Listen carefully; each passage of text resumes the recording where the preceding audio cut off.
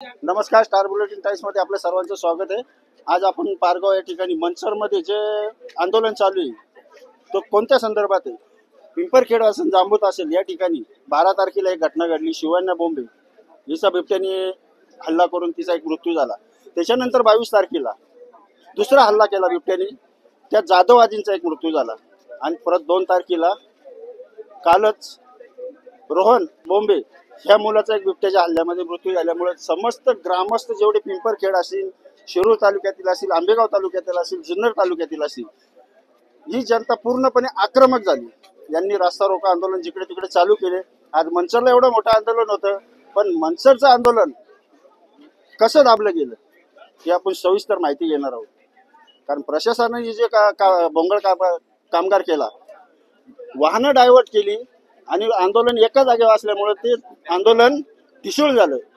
मग त्यांना जेव्हा ज्या टायमाला सूचना आल्या का जिथे जिथे गावात जाऊन तुम्ही रस्ता रोका, आणि आज आपण बघू शकता पारगाव कारखाना, भीमाशंकर कारखाना पारगाव मध्ये जो रास्ता रोको चालू आहे, वाहनांची रांगच रांग लागलेली आहे आणि या ठिकाणी रांग लागलेली आहे। आणि पोलीस प्रशासन पण कुठेतरी कायदा सुव्यवस्था बिघडू नये म्हणून पोलीस प्रशासन सुद्धा या ठिकाणी उपस्थित आहे।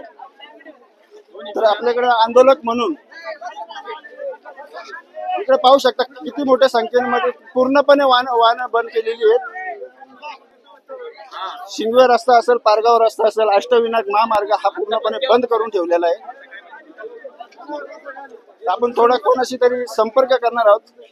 आंदोलन शांत करा, पोलीस प्रशासन सुद्धा आंदोलकांना समजत आहे, पण आंदोलक हा एवढा आक्रमक झालेला आहे का आंदोलक हा मनस्थिती शांत होण्याच्या मनस्थिती नसल्यामुळे बघा आता ठिय्या आंदोलन चालू केलेलं आहे। आणि ह्याच अनुषंगाने आपल्याकडे आंदोलक म्हणून जे आज मनसरमध्ये होते ते आंदोलक आपल्या समोर आहेत। त्या आंदोलकांशी आपण थोडीशी बातचीत करणार आहोत। नमस्कार।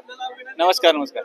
आज मनसरमध्ये जे आंदोलन झालं, हे आंदोलन नॉर्मल झालं असं तुम्हाला वाटतं का? आंदोलन कुठंतरी दाबण्यात आलं, याचं कारण काय? वाहनाची इकडून तिकडून डायव्हर्ट करण्यात आली, त्याच्यामुळे त्या आंदोलनाला काय एवढं महत्व आलं नाही? खरं तर प्रथमतः जी काल या ठिकाणी दुर्दैवी घटना झाली त्याची अतिशय तीव्र ही घटना या ठिकाणी आहे आणि त्यामुळं वन विभागाचा प्रथमतः या ठिकाणी जाहीर निषेध या ठिकाणी व्यक्त करतो। कारण आता मी ते आंदोलनाच्या विषयी जरा नंतर सांगतो, पण पहिलं प्रथमतः सांगायचं झालं तर आज पिंपरखेड या ठिकाणी घटना घडली। काल 13 वर्षाचा आपला रोहन या ठिकाणी त्याचा दुर्दैवी त्या घटनेमध्ये बिबट्याने ओढून नेऊन आणि त्याचा दुर्दैवी अंत झालेला आहे। त्याआधी देखील गेली 15 दिवसामध्ये 3 घटना या ठिकाणी घडलेल्या आहेत। खर तर प्रशासन काय करतंय, वन विभाग काय करतंय, डोळे झाकून गप्प आहे का काय, असा सवाल या ठिकाणी आम्हाला आहे। आज खर तर घराबाहेर पडायचं की नाही पडायचं ही एक भीती आम्हा सर्व शेतकऱ्यांना या ठिकाणी आहे। कारण आपण सगळेजण या ठिकाणी शेतकरी बांधव आहोत आणि आपल्याला जर आपली उपजीविका करायची असेल तर ती शेतीच्या माध्यमातून या ठिकाणी आपण ती उपजीविका करत असतो। शेतीशिवाय काय पर्याय नाही, दुसरा या ठिकाणी काय आपल्याला उत्पन्न काय, म्हणून शेती हीच या ठिकाणी प्रमुख या ठिकाणी उत्पन्नाचं साधन आहे। म्हणून सर्वजण या ठिकाणी शेतकरी बांधव आहेत आणि आज आपण या ठिकाणी पाहतोय अनेक घटना या ठिकाणी घडल्या, पण त्या रात्रीच्या घटना घडत होत्या।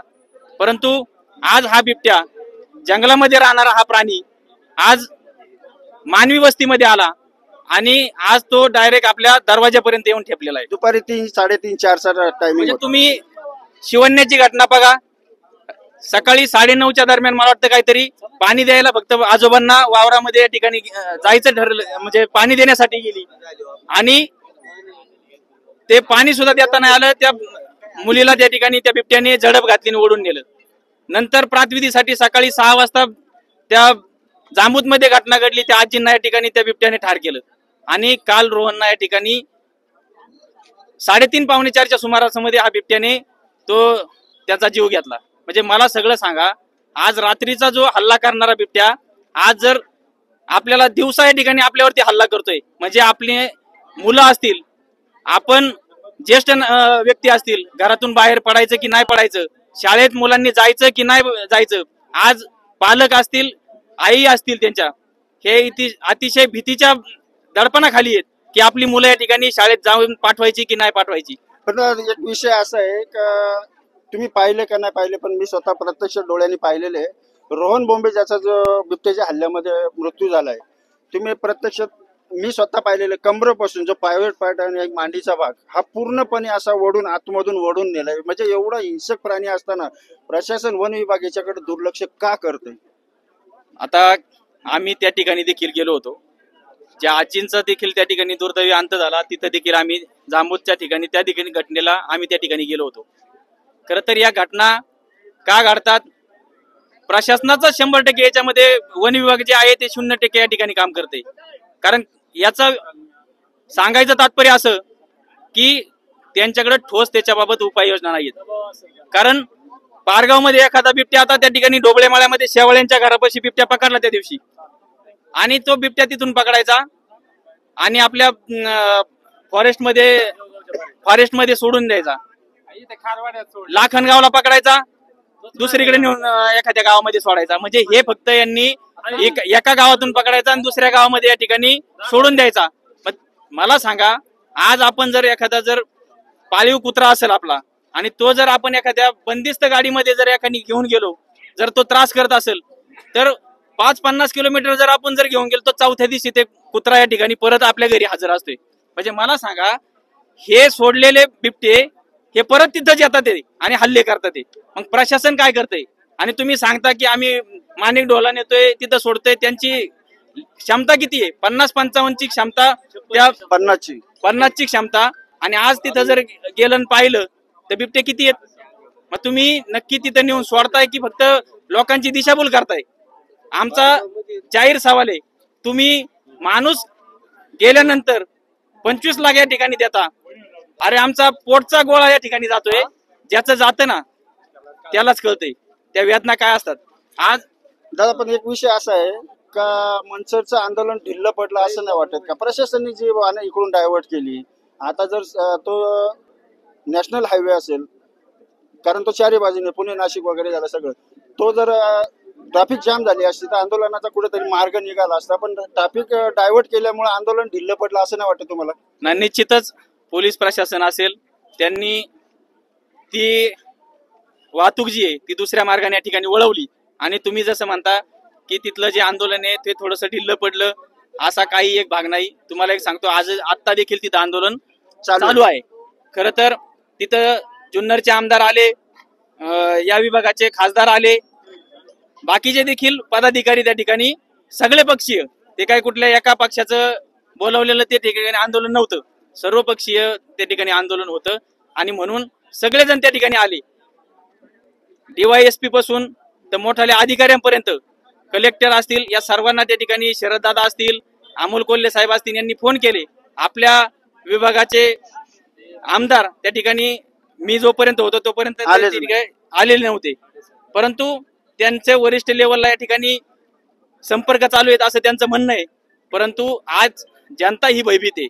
खरं तर भाग्यविधाते आपले, त्यांनी येऊन लोकांमध्ये या ठिकाणी त्यांना सपोर्ट करणं गरजेचं आहे. म्हणून त्यांनी देखील या गोष्टीची जबाबदारी निश्चित घेतली पाहिजे. जसे बाकीचे बाजूच्या तालुक्याचे जे आमदार खासदार जर येत असतील तर आपण देखील त्यामध्ये सहभागी राहिलं पाहिजे. आणि सहभागी नक्की साहेब, साहेबांच्या लेवलला सगळं काही चाललेलं आहे. त्याच्यामुळे असं म्हणजे कुणी असं याच्यावर साहेब वगैरे काही असं करायची काही गरज नाही. सर्वपक्षीय राजकारणाचा विषय नाही. आम्ही इथं काय कोणाला काही वाईट बोललेलो नाही. आम्ही फक्त सांगितलं की तालुक्याच्या साहेबांच्या पद्धतीने सर्व काही करत आहे. आम्ही काय म्हणतो, यायला पाहिजे. त्यांच्या मार्गाने त्यांची जी कामं आहेत, कुणी राजकारण करायची गरज नाही किंवा कुणाचा एकेरी उल्लेख करायची गरज नाही असं मला वाटतं. बाकी विषय काही नाही. काय राजकारण करायची काही गरज नाही. त्या ठिकाणी राजकारणाचा विषय वाढत चाललेला आहे. परिस्थिती गंभीर आहे, राजकारण काही काय तुम्ही आंदोलनामध्ये आक्रमक झाले होते? हो, झाले होते ना. कारण की 12 तारखेला एक घटना घडली, त्याच्यानंतर 22 तारखेला घडली, त्याच्यानंतर 2 तारखेला घटना घडली. तरी पण शासन, तरी पण झोपूनच आहे का? त्याच्यामुळे आक्रमण होणं गरजेचंच पडलं ना. शेवटी न्याय पाहिजे. सर्वसामान्य जनता आहे, शेतकरी वर्ग आहे अख्खा, तिथं कोण आहे? आहे का पदाधिकारी, आहे का तिथं कोणी? शेतकऱ्यासाठी लढणार कोण आहे? फक्त शेतकरी तिथे जमा झालेत म्हणून आले ते. दिवसभर आंदोलन तिथे उभे होते. हो, होतो ना आम्ही उभे दिवसभर. त्याचे आंदोलन आता इथं किती टाइम चालेल? आंदोलनाचं कसं आहे, आम्ही सगळ्या बाजूने सपोर्ट म्हणून हे काय कुठल्याही एका राजकीय पक्षाचं नाहीये. सगळ्यांनी मिळून या ठिकाणी शेतकरी वर्गाने या ठिकाणी येऊन हे केलेलं आंदोलन आहे. आता पोलीस प्रशासन म्हणतंय की तुम्ही लेखी या ठिकाणी आम्हाला निवेदन दिलेलं नाहीये त्या संदर्भामध्ये, त्याच्यामुळे तुम्ही वाहतूक या ठिकाणी थांबवू शकत नाही. म्हणून आमचं देखील त्यांच्या संदर्भात त्यांच्यासोबत बोलणं चालू आहे. वेळोवेळी आम्ही त्या संदर्भात त्यांचं देखील परमिशन घेऊन उद्या पुढचं या ठिकाणी आंदोलनाची दिशा या ठिकाणी ठरवू. पोलीस स्टेशनचं सर्व पक्षीय हे आंदोलन आहे, पारगाव ग्रामस्थांचं आहे. याच्यात राजकारणाचा काही विषय नाही. सरपंच मॅडम इथे हे पण सदस्य आहेत ग्रामपंचायत, सगळे लोकांनी मिळून केलेलं आंदोलन आहे. हा, सर्व ग्रामस्थ मिळून आंदोलन आहे. याच्यात काही राजकारणाचा विषय नाही. जेणेकरून शेतकरी पोलीस प्रशासनाची परमिशन घेतल्यामुळे जरा पोलिसांना आम्हाला थोडं सहकार्य करावं लागले. बाकी दुसरा काही विषय नाही. इथं काही कोणता राजकारणाचा विषय नाही. परिस्थिती गंभीर आहे, याच्यावर मार्ग निघाला पाहिजे. आजही पारगाव मध्ये प्रत्येक गावात बिबटे आहे, प्रत्येक मळ्यात बिबटे आहे.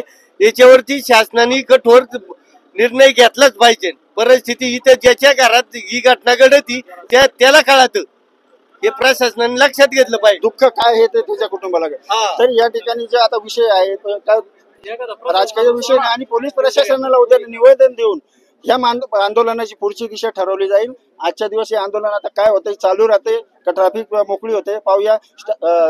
कॅमेरा पर्सन विशालचा Santosh, star bulletin times, Pargaon.